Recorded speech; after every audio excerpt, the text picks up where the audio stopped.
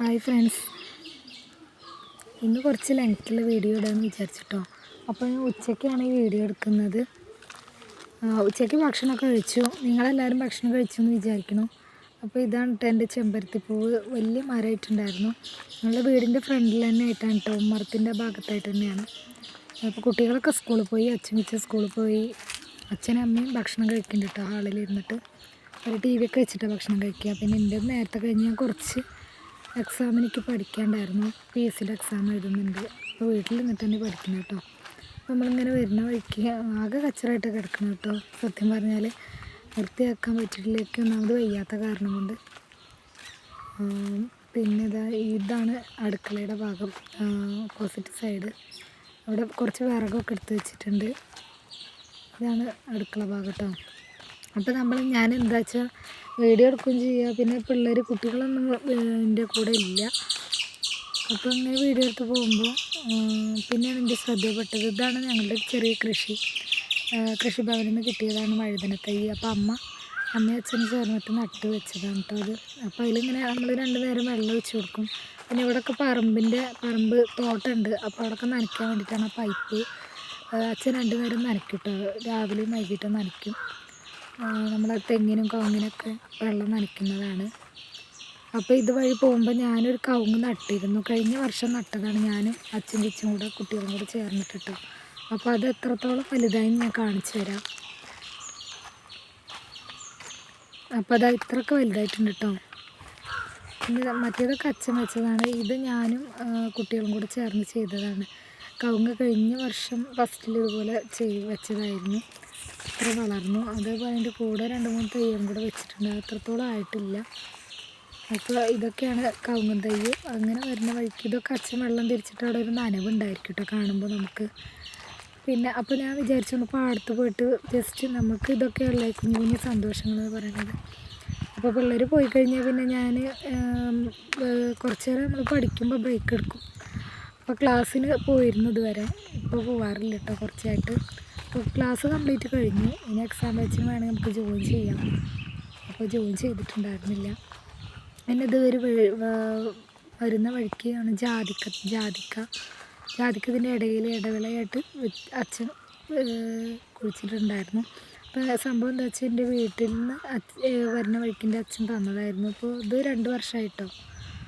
അപ്പോൾ അന്നുള്ള ചെറിയ തൈകളാകുമ്പോഴാണ് തന്നത്. ഇപ്പോൾ ഇത്രത്തോളം വലുതായി. അപ്പോൾ അതിൻ്റെ ഒരു ഫോട്ടോ കൂടെ ഞാനിങ്ങനെ എടുത്തു വെച്ചതായിരുന്നു. അങ്ങനെ നമ്മളങ്ങനെ താഴത്ത് പാടത്തോട്ട് ഇങ്ങനെ ഇറങ്ങണ വഴിക്ക് കുറച്ച് ഫോട്ടോസൊക്കെ എടുത്തു. എൻ്റെ കൂടെ കുട്ടികളുണ്ടെങ്കിൽ ഭയങ്കര ബഹളമായിരിക്കും കേട്ടോ. ഇത് ഞാൻ ഒറ്റയ്ക്കുള്ളൂ. അവരില്ലാത്തപ്പോഴിങ്ങനെ വീഡിയോ എടുക്കാൻ ഫോണ് സത്യം പറഞ്ഞാൽ കിട്ടുള്ളൂ കേട്ടോ. അവരുടെ കയ്യിലാവും സ്കൂളിൽ കിട്ടുന്നത്. മിക്കവാറും മക്കളുടെ കയ്യിലാണ് ഫോണ്. അപ്പോൾ ഇപ്പോൾ ഒന്ന് ഫ്രീ ആയി കിട്ടിയപ്പോൾ അങ്ങനെ വീഡിയോ ഒന്നാമത് ഒറ്റയ്ക്ക് പോകാൻ പേടിയാണ്. ഇവിടെയൊക്കെ നായ്ക്കളെ ശല്യമുണ്ട് കേട്ടോ, പാടത്തും പറമ്പിലൊക്കെ. അതുകൊണ്ട് പേടിയാണ്. എന്നാലും നമുക്ക് നമ്മുടെ വ്യൂവേഴ്സും സബ്സ്ക്രൈബേഴ്സൊക്കെ കാണുന്നുണ്ടല്ലോ. എന്തായാലും നമ്മൾ ചാനൽ തുടങ്ങി കഴിഞ്ഞ് പിന്നെ വീഡിയോ ഇട്ടേ പറ്റുള്ളൂ. അപ്പോൾ അത് നമ്മൾ പാടത്തോട്ട് ഇറങ്ങി പോണ വഴിയായിട്ടത്. ഇവിടെയൊക്കെ ആകെ പൊന്തൊക്കെയാണ്. നമ്മുടെ ഈ ഭാഗമൊക്കെ വെടുപ്പാക്കിയ ഒരു ഭാഗമാണത്. പിന്നെ തൊഴിലുറപ്പിൻ്റെ ചേച്ചിമാരൊക്കെ വന്നിട്ട് വൃത്തിയാക്കിയത് കേട്ടോ. അത് വേറൊരു ഏട്ടൻ്റെ പറമ്പാണ്, രാജേട്ടനാണ് അവരുടെ പേര്. പിന്നെ നമ്മളെ കണ്ടുകൊണ്ട് നിറയെ കണ്ടത്തിലൊക്കെ നെൽകൃഷിയാണ്. ഞങ്ങളുടെ മാത്രമല്ല, ഒരുപാട് പേരുടെ നെൽകൃഷിയുണ്ട് ഇടത്തിൽ. അപ്പോൾ ഈ ഇറങ്ങണ വഴിക്കില്ലാണ് ഞങ്ങളുടെ ഭാഗം. അപ്പോൾ അവിടെ നിന്ന് കുറച്ച് പിക്ക് എടുത്തു. ഈ ഭംഗി കണ്ടപ്പോൾ നമ്മൾ പച്ചപ്പൊക്കെ കാണുമ്പോൾ ഒരു പ്രത്യേക ഒരു വൈബാണല്ലോ, നമുക്ക് ഒരു ഹാപ്പിനെസ്സാണ്. അപ്പോൾ 2-3 ഫോട്ടോയും കൂടെ എടുത്തു. പിന്നെ എനിക്ക് ഒന്നാമത് തൊണ്ടവേദനയും ചുമയൊക്കെ ആയിരുന്നു കേട്ടോ. അതുകൊണ്ടാണ് ശരിക്കും സത്യം പറഞ്ഞാൽ വീഡിയോ തന്നെ എടുക്കാത്തത്. ശബ്ദമൊന്നും അങ്ങോട്ട് ക്ലിയർ ആകട്ടെ എന്ന് വിചാരിച്ചു. ഡോക്ടറെ കാണിച്ചപ്പോൾ ഭേദമായിട്ട് വരുന്നുണ്ട്. അപ്പോൾ ഇതൊക്കെയാണ്. അപ്പോൾ രാജേട്ടൻ്റെ പറമ്പിൽ കൂടെ അങ്ങനെ പോകുമ്പോൾ നമുക്കിങ്ങനെ വ്യൂ ശരിക്കും കാണാൻ പറ്റുള്ളൂ കേട്ടോ. അപ്പോൾ ഇവിടെയൊക്കെ ചേച്ചിമാർ നല്ല വെടുപ്പാക്കിയിട്ടുണ്ട്. തൊഴിലുറപ്പ് ചേച്ചിമാർ ചെയ്തതാണ്. അത്യാവശ്യം ക്ലീൻ ചെയ്തിട്ടുണ്ട് അവരുടെ പറമ്പൊക്കെ.